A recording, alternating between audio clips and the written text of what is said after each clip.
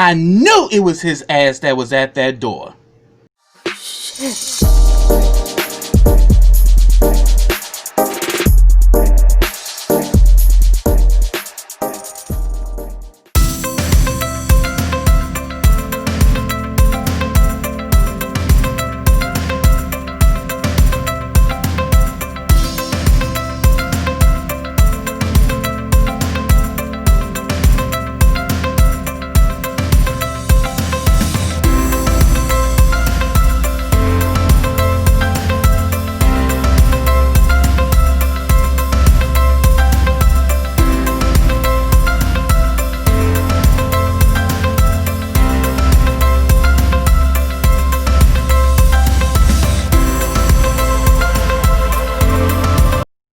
Hey, what's up everybody, and welcome back to KRSTV. This is your boy Kenny. Now remember, subscribe to my channel, and click that bell so you get notifications every time I drop a video. Also, follow all the information I have in the description box as well as the comment section. Also, like this video, comment on this video, and share this video. Now, before I get started with this review, let me send a shout out to GMHC, which is Gay Men's Health Collaborative. If you are in the DMV area and would like to get tested for HIV, reach out to us at the GMHC crew to get our home testing kit. You can have the kit mailed to you, or you can call us at GMHC for a same-day appointment and come to our location to pick one up. And if you're also interested in getting set up for PrEP, which is HIV prevention, reach out to us at the GMHC crew for that as well. Also, if you're a fan of KRSTV and would like to become one of my Black Diamonds, check out my Patreon today. Black Diamonds, because in darkness, we still shine. For $3 a month, you get all of my YouTube content, as well as exclusive videos specifically designed for my Black Diamonds that will not appear on the YouTube. So check out my Patreon today. And also check out my YouTube partner BK WorldTube, which is the Black Netflix. You get shows like this show here, The Haves and the Have-Nots, as well as shows like Love and Hip Hop. So after this review, check the link in my description box and comment section to check out BK WorldTube. Now, this is The Haves and the Have-Nots Season 8, Episode 7, and the name of this episode is A Working Girl. And next week is the mid-season finale, and from what I see from the previews, it's going to be fire! That's all I'm going to say for now. But let me get into this damn episode. The episode picks up where it left off, where Vinny has entered into Wyatt's hospital room. Wyatt is straight bitchified, and Vinny is just like, you lucky son of a bitch. And Wyatt is like, could you please just stop this? You know, I'm sorry. You know, and like, of course, Vinny is a hothead. So Vinny's like, you stabbed me. And, you know, that wound will always be there. And Wyatt was like, yeah, and so were the wounds that you gave me when you slit my wrist. And pretty much he said that, he's like, what we got to do to make this go away? And Vinny said, I want $1 million. And he's like, my mama do it. He's like, your mother won't do anything. And he's like, well, I'll talk to my dad. And he's like, your dad doesn't own anything. So either I get the $1 million or I'm going to kill you. And that was that. So then after that, Wyatt calls Jim, you know, and he tells him that the Malones are going to kill me and that he wants $1 million. And he lets him know Vinny just came to his hospital bed or whatever. And then, like, Jim was like, do you see the shit that you do and all the shit I had to get you out of? He's like, well, what do I do, Dad? What do I do? He said, stay put, you know. And then once he got off the phone with him, he's like, just like your mother.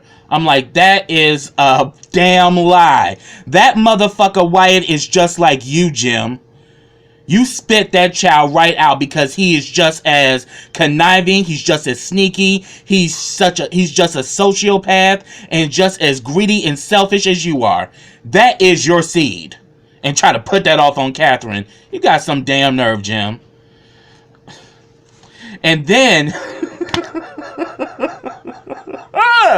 we get the scene with Hannah and David. David is laying it on thick like, ooh, you're such a beautiful woman. I feel so close to you. And, you know, given all that, you know, play another slow jam. Giving all of that to Hannah. And Hannah is just like, you are handsome. And slick. And charming. and you must think I'm a weak ass fool. You know, she's like, this shit ain't gonna work on me. And I knew it, just how Hannah played it on the last episode. She ain't going for it. She ain't going for it at all. And I'm like, yeah, because at the end of the day, all the time she's known you, she sees that you're a snake. And you work, and you're best friends with the demon, which is Jim. So she sees how you move. And she tell him straight up, like, look, this little shit you doing right here, that ain't gonna work on me. It may work on those little girls that you play with, or that crazy woman that you married. But he's like, so you mean to tell me you are not at all excited, Hannah? She's like, no, I'm not. And she was like, you remember the first time I met you? She's like, yeah, I was wearing a maid uniform. He's like, yeah, and you had an ankle you had an ankle chain with a heart on it. I remembered that. So it's plainly obvious that David really is into Hannah, but at the end of the day, bruh, you're not the kind of man. You're pretty much the kind of man that she resents because you're fucking trifling. Let's just call it what it is. And he was like, well, people change, Hannah. She's like, yeah, people change. And if anything, she was just like, you know what? Get the hell out of here and don't come back.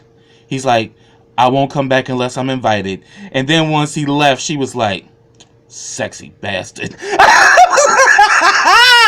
I was like, Hannah in a way was like, yeah, you cute as fuck, but you toxic, so I ain't playing with that. Hannah from the streets, boo-boo. See, that's one thing people don't understand about people who may come from low income situations. They may not have all the book smarts, but they have the street smarts, and they know when a motherfucker's trying to play them. Because when you from, you know, that hard knock life, you constantly dealing with motherfuckers who are trying to use you and take advantage of you. And I'm pretty sure Hannah has got schooled with the hard knocks of life. So y'all educated motherfuckers think y'all know everything, but people from the hood know a lot of shit too. Just make that, just put that in your pipe and smoke it. Because Hannah played that very well. She wasn't going for none of it. Then we see Veronica is pretty much in the hospital to meet with these people with Celine. She gets a call from the correction facility, and she pretty much says that I am charging $500 for every 10 minutes of this call. And she was like, and all of a sudden you heard the voice, get over it, bitch. It's fucking Catherine. Catherine has got her card to play, and she is going all in. And she pretty much tells Veronica, I need to see you. And she's like, well, aren't you locked up? And she's like, look, I got a card that I will play that will ruin your damn life. So you better get your ass down here to the jail to see me. And then pretty much she's like, yeah, you remember your loan obligation? Yeah. Get your ass down here and get down here immediately. So then we see that Veronica meets up with Celine. They go to talk to the director and her boss. And all of a sudden when she first got there, damn, Celine is like, they're in there. She's like, damn, girl, what's wrong with you? You act like you saw the boogeyman. I'm like, yeah, her ass scared. Because her ass was doing too much at the damn hospital.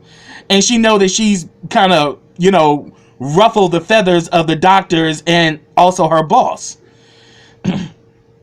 So when she gets in there, they pretty much let it be known that, yeah, they want to terminate her because a doctor complained about her. The doctor that was working with Jim. Yeah, because her ass was going up in there, blowing up the damn spot and going off.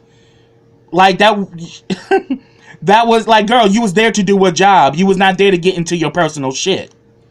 I mean, get it. I understand she's pissed off at Jim. I mean, after all, if you know Jim Cryer, you definitely understand why Celine would be upset. But that was not the time or the place to do that shit. So, bitch, you went against protocol. But that damn Veronica is so damn slick because she pretty much flipped it and was like, no, you're not gonna terminate her because the doctor lied and he was sexually harassing her.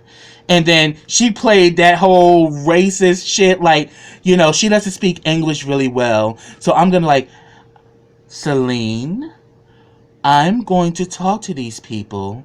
I want you to not say anything.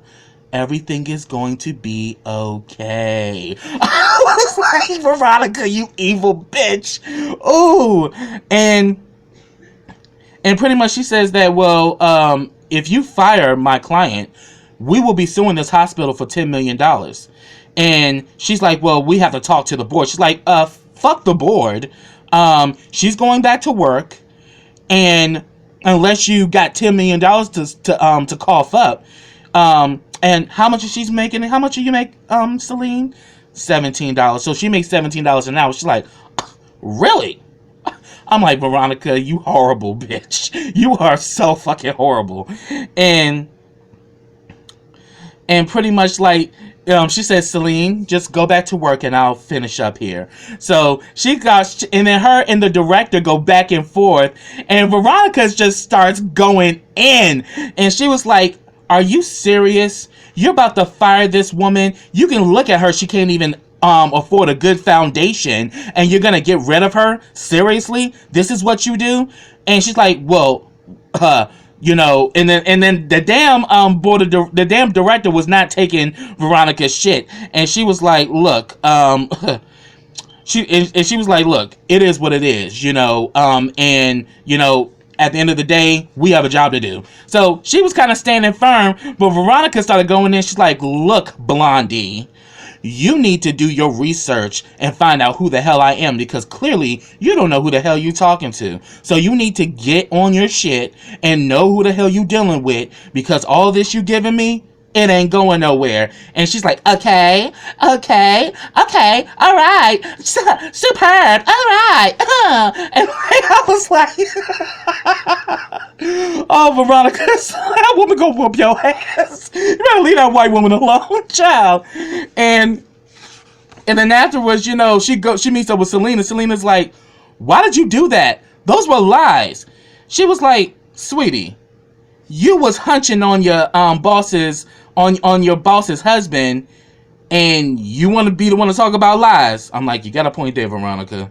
But she's like, but I don't want to hurt anybody. She says, and then Veronica was like, sometimes hurting someone is okay. But she's like, well, thank you, Veronica. She's like, oh, I didn't have to prompt you this time. You actually said thank you. So that was the end of that. But when her ass was going in on that lady, I was like, Veronica is a hot ass mess. So then down at the Iron Bone, Jim goes to meet up with Vinny.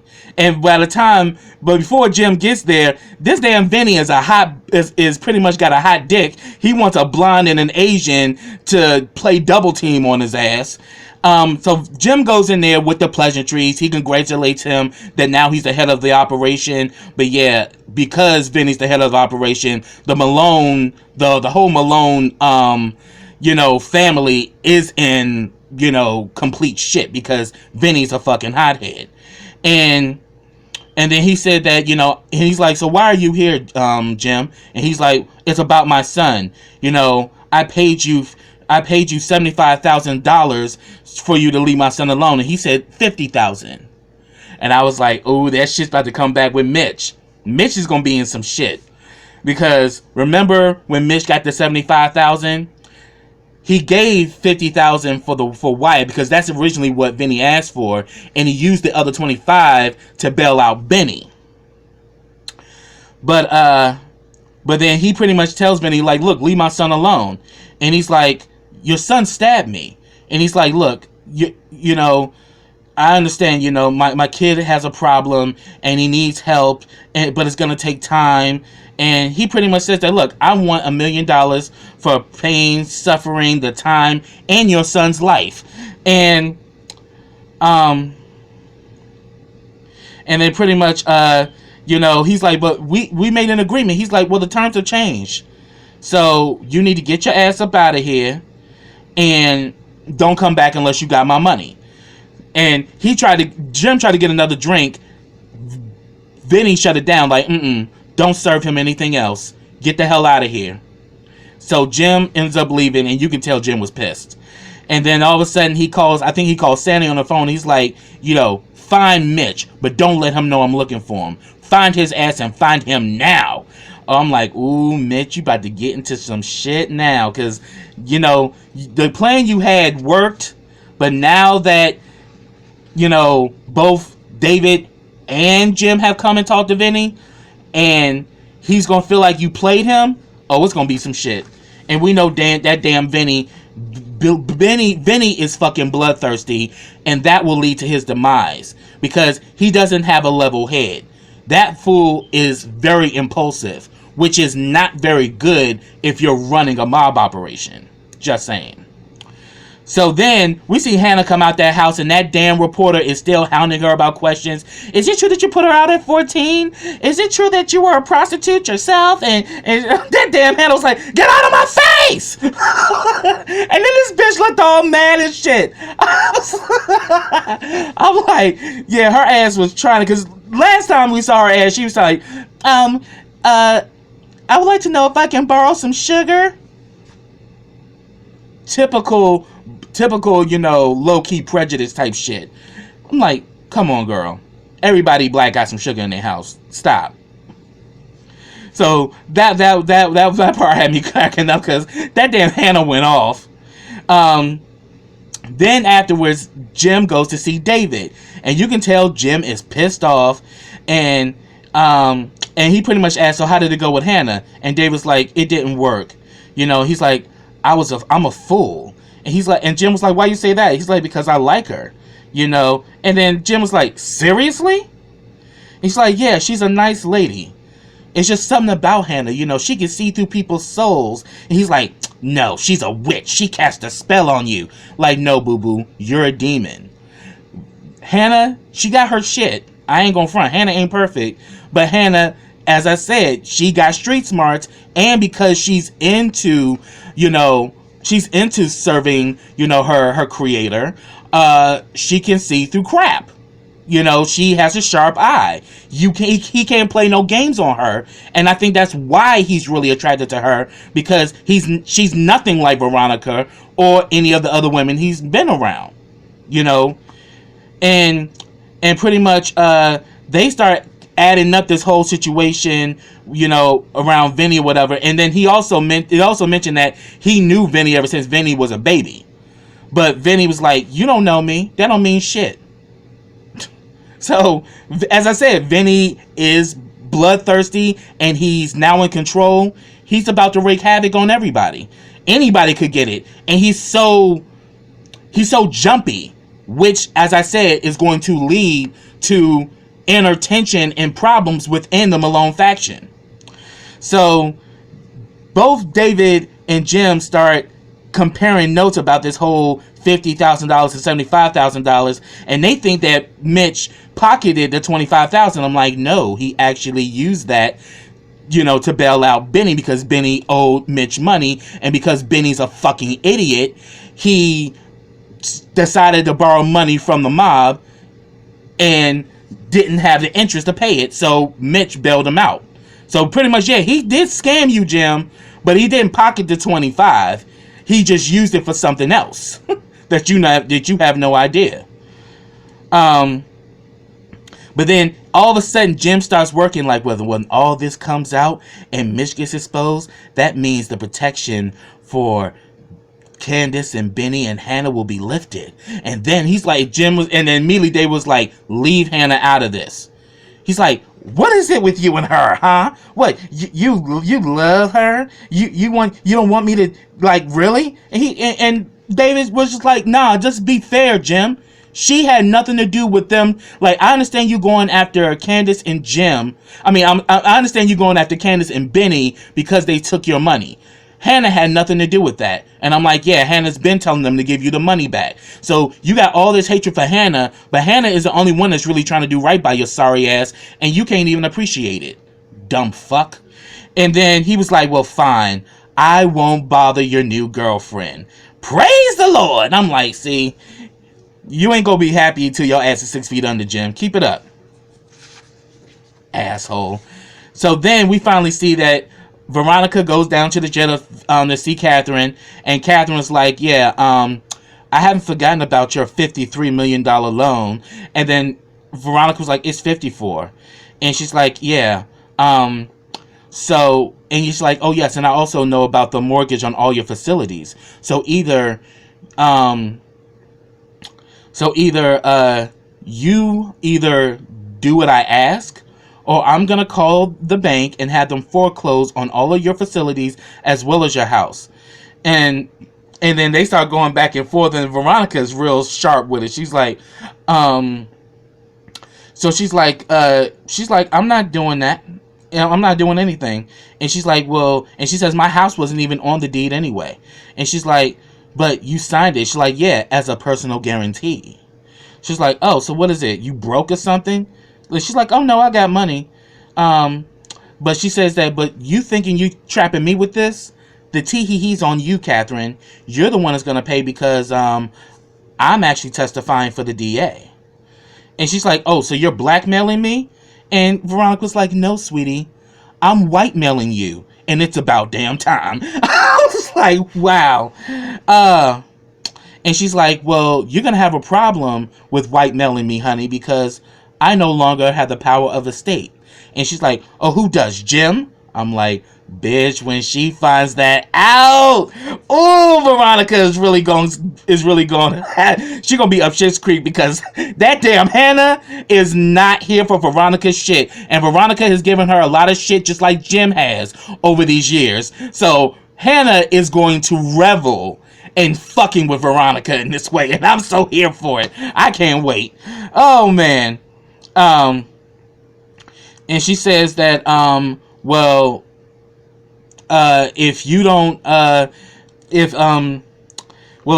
she pretty much says that, well, if you don't actually comply with what I'm asking you, Veronica, the bank will take it all, and it is what it is. And then she's all talking about like, you better get used to this life, Catherine, because you're gonna be here for a very long time. And she's like, not for long, bitch. And then afterwards, you know, she calls the guard, and the guard comes and takes Catherine back, and then you can see that Veronica shook, because she knows damn well if Catherine pulls that card, a whole lot of Veronica's financial stability will literally go in the toilet. And literally her whole livelihood will go in the toilet, because she is making money off of those facilities, but has not paid on that loan at all. So then she calls Don, and she mentioned, did Lloyd tell you about this outstanding loan? And she was like, yeah. And he's like, well, won't you come to my house in an hour and talk about it? Because at first Don was like, well, because first she's like, I need to come by my house. And he's like, what is this about? And she let him know about the loan. And he's like, okay, fine, I'll meet you in an hour. So I'm like, maybe Don's gonna be the one that's gonna drop the ball and let her know what's going on with that. All right, so next I'm gonna talk about this scene with Hannah and Jim. So pretty much Jim comes in there fucking with Hannah. Hannah's at the table because Jim had told David he was going home, and he was like, you know, Hannah's probably going to be there because she works there, so don't go in there starting any shit. But you know that's Jim. Jim's an asshole. So he goes in there saying that, oh, you are one brave woman. And Hannah was like, I know I am. Yeah, like a woman called Moses. She's like, really? She's like, you know what? I'm looking forward to going home, having a beer, and dealing with more of your bullshit. And she said, and she pretty much told him, like, look, you keep this shit up, I can have you removed from this house. So he pretty much says that I need $1 million. And she was like, people in hell need ice water. She's like, shoot, all demons know that one. And then he says that, look, the Malones are going to try to kill Wyatt. And she's like, well, my daughter has scammed me a few times, so maybe that's what's going on here. And I'm like, in a way, yeah, it is, you know, because Wyatt hates your ass, and Wyatt's just going to continue to use you to get him out of shit, because Wyatt is programmed that he doesn't have to pay for any of his mistakes, because Jim doesn't. Like father, like son. And he's pleading like, look, my son needs help. And she's like, I do agree, he does need help. And then he pretty much says that, and she's like, well, I'm not just going to give you $1 million, Jim. That's just not going to happen. She's like, oh, you just really think you're so powerful right now, don't you? Yes, that's why they call it power of attorney, motherfucker. Get over it. You have no power. All you have is this damn attitude and all of this, masculine, energy that ain't doing shit for you right now. So then he says that, give me power of attorney, Hannah, and I will give you $25 million. She's like, come on, everybody has a price. She said, that's your problem. You think money will help you. You think money is going to solve everything for you. And he's like, well, hell, it'll make you sleep better. And then he's like, and besides, I'm not doing that because it will break your wife's heart. And he was like, well, fuck her. I break her heart. I break that bitch's heart all the time. And she's like, yeah. And she said, she's been good to me. And then he starts trying to play this little mind game with her. Like, you're just a maid, Hannah. That's all you are to her. That's what she said, that, Hannah's my maid. She will always be my maid because she's simple. And she's like, you a liar. Because that sounds just like you, Jim. That's your talk. That ain't Catherine. But I'm going to tell you what she told me. And he's like, oh, tell me. She's like, you're not getting a damn dime. I was like, you better give it to him, Hannah. I was here for that shit. So that was the end of that. Next, I want to talk about Benny and Candace. While pretty much Hannah's been calling Candace, she finally answers the phone and she tells her about the reporter who's been hounding her about questions and that she was abused and that she put her out of 14. You need to tell these people the truth. And she's like, well, I can't do anything about that, Hannah. She's like, yeah, you need to tell these people the truth. I did not kick you out, Candace. You left with that pimp when I told you not to. She's like, it's called child trafficking, Hannah. It's like, yeah. And then eventually you and she's like, I got out of it, didn't I? She's like, yeah. And you ended up becoming a pimp yourself. And then she just keep going, and then pretty much she was like, fine, Hannah, I'll deal with it. She put it on speakerphone and Benny was all talking and shit. I'm like, really, Benny? All up in the middle of the shit. Just like a spoiled ass. So she gets off the phone with Hannah, and then she gets a call from Landon, and pretty much he wants her to talk to Charles, and she tries to reach him, but she doesn't get him at the time. And then you see that damn Benny's like, man, I can't wait to see this house. I love being rich and shit. You get to sleep when you want. You get to spend what you want. You can bang as many hoes as you want. I'm like, you doing all that shit and you poor as fuck. You was doing that shit when you was poor, Benny. Shut the fuck up. Anyway, so then we get this crazy ass scene where Oliver is back in Detroit and he is panicking and he's pretty much telling Landon, he calls Landon, lets him know, we got a situation. Charles is not coming out of his room. He had a meeting and he's like, well, and Landon was like, well, I canceled all of his meetings. He's like, but what do I do? I mean, he's not coming out of his room, and he said he would be up early and he's not, I'm going in. He's like, do not go in the room, Oliver. Calm the hell down. He's like, well, what do I tell the staff? Like, tell the staff he's resting. It'll be fine. And then all of a sudden, he's just still going on. And then he gets another call. And he just hangs up on Landon. He hangs up on Oliver. And Landon talks to Candace. And pretty much she says, like, come see me. And then Benny, while she's on the phone, Benny comes out of the bathroom. He's like, yo, you want me to step to this dude?